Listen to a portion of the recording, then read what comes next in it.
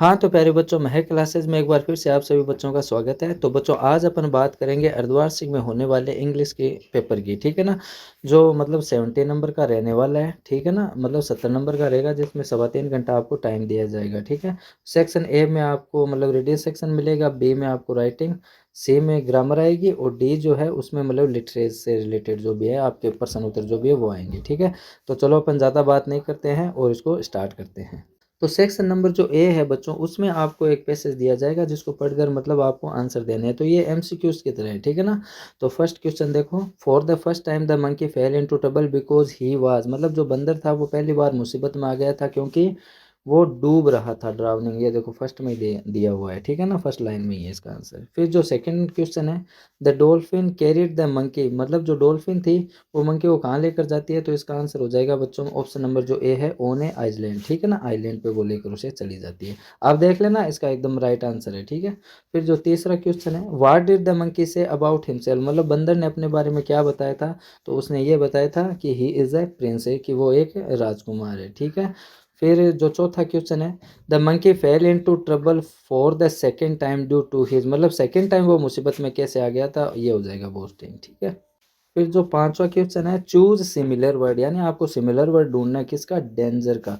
तो डेंजर का मतलब क्या होता है, खतरा। तो खतरे को अपन और क्या कह सकते हैं, ट्रबल, ठीक है ना। तो ये आंसर हो जाएगा। फिर जो छठा क्वेश्चन है, चूज द ओपोजिट, ओपोजिट हमें बताना है, विलोम शब्द बताना है, किसका, रोस्ट। तो रोस्ट का मतलब होता है बेकार, ठीक है ना। तो इसका ओपोजिट क्या हो जाएगा, बेस्ट, अच्छा, ठीक है। तो ये आंसर हो जाएगा। फिर जो दूसरा क्वेश्चन है बच्चों, इसमें भी आपको मतलब पैसेज दिया जाएगा जिसमें आपको देखकर मतलब आंसर देने हैं, ठीक है। तो ये बच्चों मतलब पैसेज आपको दिया गया है जिसमें मतलब आपको आंसर देने हैं। ये इसके सारे क्वेश्चन हैं जो मतलब आप इसमें देख के जरूर करना बच्चों, ये पैसेज मैं आपको सोल्व नहीं करवा रहा हूँ, ठीक है ना। इसके मैं आपके लास्ट के दो क्वेश्चन आपको बता देता हूँ, ठीक है ना, वो इंपॉर्टेंट ज़्यादा होते हैं, बाकी तो आप कर लोगे, ठीक है। इसका जो लास्ट देखो, लास्ट ये जो आठवां और नौवां क्वेश्चन है, ये मैं आपको बता देता हूँ, ठीक है ना। तो ये कह रहा है right similar word, similar word बताना है हमें लिमिट का, ठीक है ना। लिमिट का सिमिलर वर्ड हो जाएगा मॉनिटर, ठीक है, आपको इसमें मिल जाएगा, आप देख लेना, मॉनिटर, ठीक है। फिर जो सेकंड है, मतलब इसमें ओपोजिट पूछा है, तो रियल का मतलब वास्तविक होता है, ठीक है ना। तो फेक, फेक की मीनिंग भी इसमें दी गई है, ठीक है ना, मैंने पढ़ पढ़ लिया था पहले ही। तो आप भी इसको जरूर देख लेना, ठीक है। फिर इसका जो सेक्शन नंबर बी है बच्चों, जो है राइटिंग सेक्शन का, ठीक है ना। तो उसमें आपको एक ईमेल पूछी है, ठीक है। तो ये आप क्वेश्चन पढ़ के आप तैयार कर लेना, ठीक है ना। फिर उसके अथवा में क्या दे रखा है, you are student of class 10th of government senior secondary school Jaipur, write a formal email लिखना है, इसमें भी आपसे ईमेल ही पूछा है, ठीक है ना। तो बच्चों ये दोनों ईमेल आप रीड करके जरूर इनको तैयार कर लेना, ठीक है। फिर जो चौथा क्वेश्चन है, you are Jain Chaudhary living in Jaipur, your friend Kritika has won a gold medal, यानी उसने गोल्ड मेडल जीता है। तो उसको भी हमें पत्र ही लिखना है, ठीक है, किस चीज़ के लिए, कॉन्ग्रेचुलेट करने के लिए, उसकी सक्सेस के लिए, ठीक है। फिर अथवा में क्या दे रखा है, यू आर खुशी, ठीक है, of Jodhpur write a letter, तो इसमें भी लेटर ही पूछा है, किसको लिखना है, अंकल को लिखना है, उनको ये बताना है अब हॉस्टल लाइफ के बारे में, यानी आपको आपकी हॉस्टल लाइफ के बारे में उनको बताना है, इस चीज़ के लिए आपको मतलब पत्र लिखना है, ठीक है। अब बच्चों सेक्शन नंबर जो सी है वो ग्रामर की रहने वाली है, ठीक है। तो देखो इसमें क्या करना, fill in the blanks with appropriate form of verb given in the bracket, यानी correct form of the verb का यूज करना है। अब फर्स्ट क्वेश्चन में देखो, वी 10 माइल्स बाई डस्क, अब बाई जब भी आए तो बच्चों आपको विल हैव और शैल हैव प्लस वर्ब की थर्ड फॉर्म का यूज करना है, ठीक है, प्लस वर्ब की थर्ड फॉर्म आती है। तो फर्स्ट में देखो आई और वी जब भी आए तो ये याद रखो शैल हैव लगाते हैं उनके साथ, तो वी के साथ क्या आ जाएगा, शैल हैव, और वर्ब की कौन सी फॉर्म आ जाएगी, थर्ड फॉर्म आ जाएगी, तो वाक की थर्ड फॉर्म क्या होती है, वॉक्ड, ठीक है। फिर अगले में देखो, दूसरा कह रहा है look Reena her name on this page, तो देखो ब्रैकेट में देखो बच्चों ऑलरेडी आया है, ठीक है ना, इसका मतलब ये है प्रेजेंट परफेक्ट टेंस का सेंटेंस, ठीक है। तो जस्ट येट ऑलरेडी, ये तीन जब भी आए तब अपन करते हैं हैज़ या हैव का यूज, प्लस वर्ब की थर्ड फॉर्म, ठीक है। तो फर्स्ट रीना सब्जेक्ट है, सॉरी सिंगुलर सब्जेक्ट है, तो इसके साथ अपन क्या लगाएंगे, हैज़, और राइट की थर्ड फॉर्म क्या हो जाएगी, रिटन, ठीक है। ये आंसर हो जाएगा दूसरे का। अब तीसरे में देखो, he the last one half an hour ago, तो 1 घंटे पहले की बात हो रही है, ठीक है ना। तो ये पास्ट इंडिफिनिट का सिंपल सेंटेंस है जिसमें हम वर्ब की सेकंड फॉर्म करते हैं, तो सेल की यहाँ पे क्या हो जाएगी, सोल्ड, ठीक है। यानी ही sold the last one half an hour एगो, ये आंसर इसका हो जाएगा।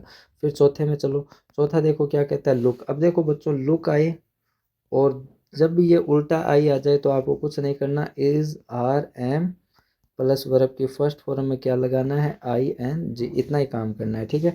तो यहाँ पे इट सिंगुलर ही आएगा तो इसके साथ आ जाएगी इज, और रेन जो है उसमें क्या लग जाएगा, आई एन जी लग जाएगा, ठीक है ना। तो इसका आंसर हो जाएगा इज रेनिंग, ठीक है, R A I N G जो भी है, ठीक है, ये आंसर हो जाएगा। फिर पांचवा देखो, पांचवें में क्या करना है कि वर्ब की सेकंड फॉर्म आ रही है और आफ्टर, यानी आफ्टर और बिफोर जब भी आए और पास्ट की सेंस बताए, देखो इधर वर्ब की सेकंड फॉर्म है तो इस पार्ट में अपन क्या करेंगे, हैड वर्ब की कर देंगे थर्ड फॉर्म यानी रीच्ड, तो ये आंसर हो जाएगा हैड रीच्ड, ठीक है।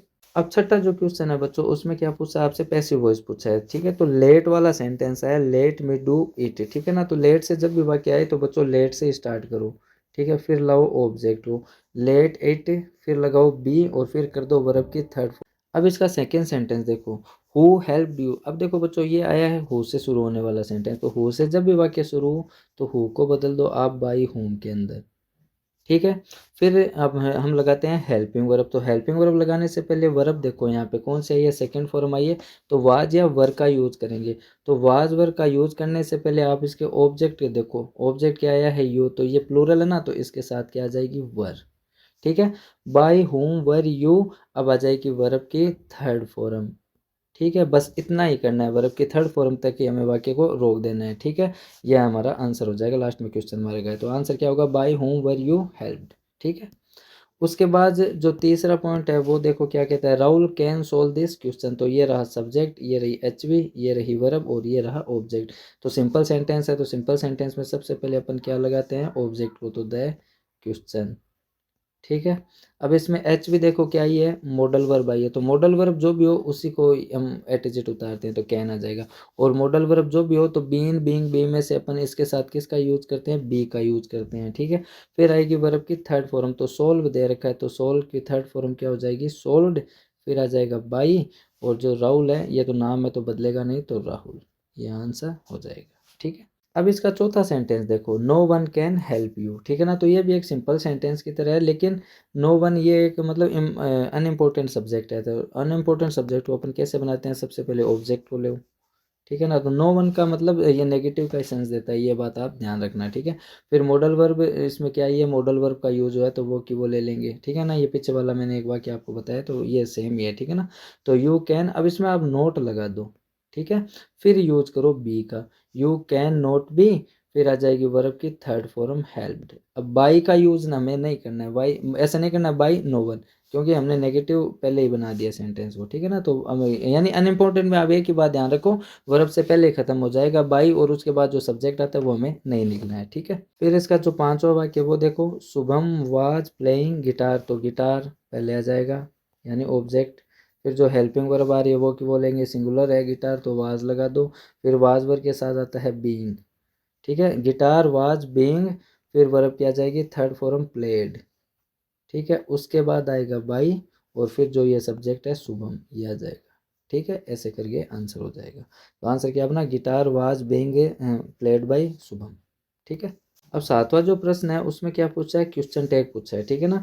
तो अपन इसमें क्या करते हैं, पॉजिटिव हो तो उसका नेगेटिव बना देते हैं और नेगेटिव हो तो पॉजिटिव बना देते हैं। अब यहाँ पे सेंटेंस को आप गौर से देखो, मतलब पॉजिटिव सेंटेंस आया है तो विल की नेगेटिव फॉर्म क्या होगी, वोंट, यहाँ पे कोमा लगेगी, वोंट, फिर सब्जेक्ट आ जाएगा अमित, अमित आया है तो इसके लिए अपन क्या प्रोनाउन यूज करेंगे, ही, फिर ये आंसर आ जाएगा, तो वोंट ही, ये आंसर हो जाएगा, ठीक है। फिर फ्रेम क्वेश्चन आपसे पूछा है, तो आंसर दिया हुआ है I am going to Meghalaya next week, तो आई मतलब यू से ही बन गया है तो वेयर, फिर इसके साथ क्या आ जाएगा आर, वेयर आर यू, मतलब where are you going next week, तुम अगले सप्ताह कहाँ जा रहे हो, ऐसे बन जाएगा where are you going next week, ठीक है, ये आंसर हो जाएगा। सेक्शन नंबर जो डी है उसमें भी मतलब आपको पैसेज दिया गया है, मतलब आसान पैसेज है, इसमें कोई भी हार्ड नहीं है, तो इसको आप जरूर सोल्व करने की कोशिश करना है, ठीक है। और ये मतलब इसके क्वेश्चन दिए गए हैं तो कोई हार्ड क्वेश्चन नहीं है, मैं नहीं करवा रहा हूँ, आप इसको मतलब ज़रूर करना, ठीक है ना। फिर इसके अथवा के अंदर भी मतलब आपको ये पैसेज ही दिया गया है, अगर आपको ये ऊपर वाला आता है ये कर लेना, वरना अथवा वाला भी आप कर सकते हो, ये वैली वाला है जो आपकी मतलब पाठ्य पुस्तक है, ये भी ईजी है, कोई हार्ड नहीं है, ठीक है।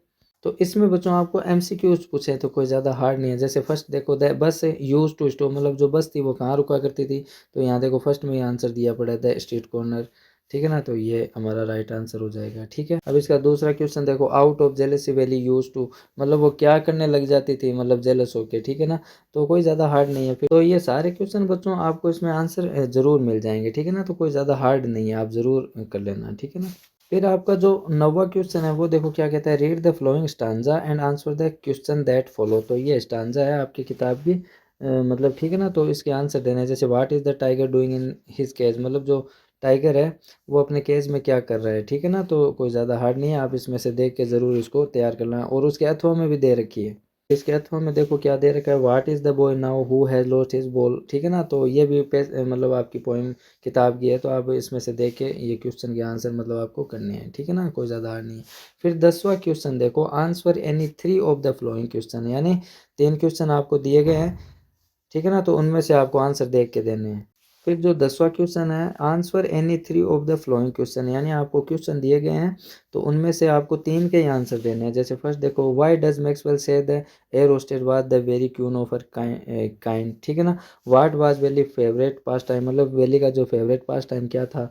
Why did Prince Siddhartha leave the palace and become a beggar, मतलब जो सिद्धार्थ, जो राजकुमार सिद्धार्थ थे, उन्होंने अपना महल क्यों छोड़ दिया और वो भिखारी मतलब क्यों बन गए। ठीक है ना, तो क्वेश्चनों के आंसर आप बच्चों जरूर तैयार कर लेना। ठीक है, फिर एक चौथा क्वेश्चन भी दे रखा है, according to Buddha what is the nature of the life of mortal. ठीक है, फिर 11वें में भी आपको क्वेश्चन दे रखे हैं, answer any 2 of the flowing question, यानी 2 के ही आंसर देने हैं। Describe the theme of the poem A tiger in the दो, यानी थीम के बारे में बताना है जो पोएम है ए टाइगर इन द जू। ठीक है, मनी इज एक्सटर्नल कमेंट। ठीक है, तो ये आपकी किताबों में क्वेश्चन है, तो आप इनको जरूर मतलब देख लेना एक बार। 12वें में भी आपसे क्वेश्चन पूछा है, आंसर एनी 2, 2 का ही आपको आंसर देना है। Horace Danby was respectable but not completely honest, explain करना है आपको, मतलब जो होरेस था वो रेस्पेक्टेबल था लेकिन ईमानदार नहीं था पूरी तरीके से, तो इस बात की व्याख्या करनी है आपको। फिर why does Hari Singh change his name every month, मतलब जो हरी सिंह था वो हर महीने अपना नाम क्यों बदल लेता था। तो ये बच्चों क्वेश्चन आप देख लेना। ठीक है ना, तो सारे क्वेश्चन आपको जरूर हेल्प करने वाले हैं। ठीक है, फिर 14वें में भी आपसे क्वेश्चन पूछा, answer any one of the flowing question in about 80 words है, तो आप इनको जरूर याद कर लेना। डिपेक्ट द करेक्टर स्केच हो, यानी वैली के बारे में आपको बताना है।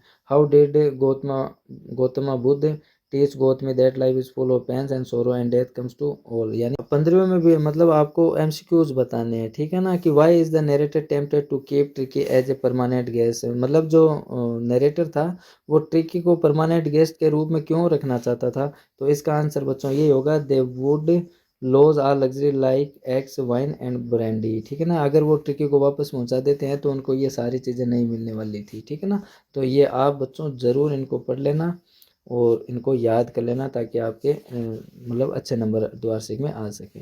अब अपन मिलेंगे नेक्स्ट वीडियो में, तब तक के लिए बाय।